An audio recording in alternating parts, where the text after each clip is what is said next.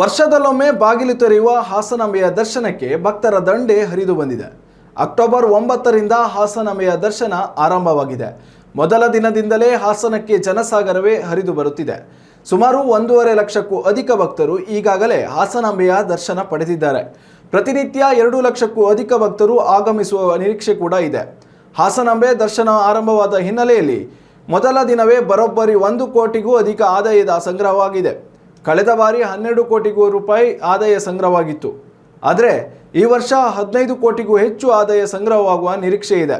ಹಾಸನಾಂಬೆ ವರ್ಷದಲ್ಲಿ 1 ಬಾರಿ ಮಾತ್ರವೇ ದರ್ಶನ ನೀಡುತ್ತಾಳೆ. ಹೀಗಾಗಿ ದೇವಿಯ ದರ್ಶನ ಪಡೆಯಲು ಲಕ್ಷಾಂತರ ಮಂದಿ ಕಾತರರಾಗಿರುತ್ತಾರೆ.